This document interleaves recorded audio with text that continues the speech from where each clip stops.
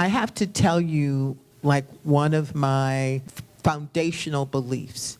I have these 14 practices. Practice number 1 is, I turn my life over to a force greater than me that loves me, cares for me, and responds to my heart. And I think that the more I yearned to walk that truth, the more I realized that any of the other stuff that I was allowing to dictate my life was not worthy of this precious lifetime. And I also, like, when I was growing up,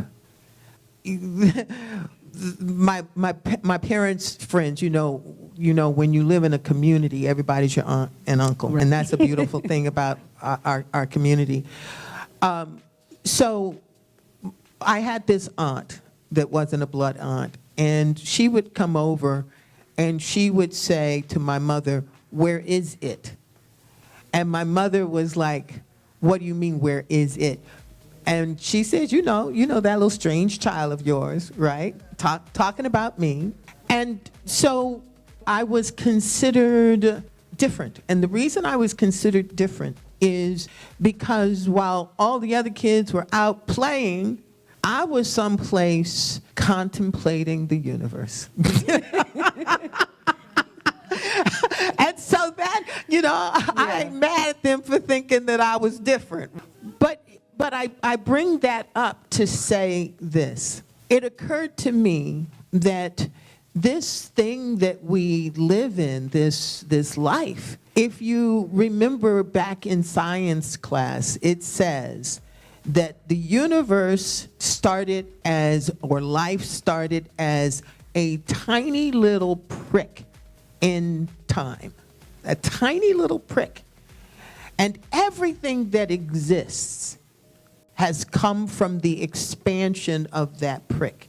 So inside of that tiny little prick that you could barely see through lived and lives everything that we know. So I realized that if I wasn't committed to growing, because that's what the universe does. The universe is constantly expanding.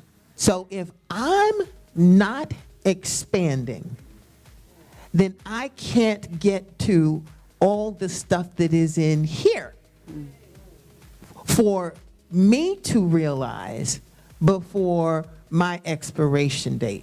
I hope you found value in that video, and if you did, would you do me a favor and subscribe and share the channel with other people in your life so that we can bring you more information in better ways. I thank you for being a part of this journey, and I hope that it's a long ride.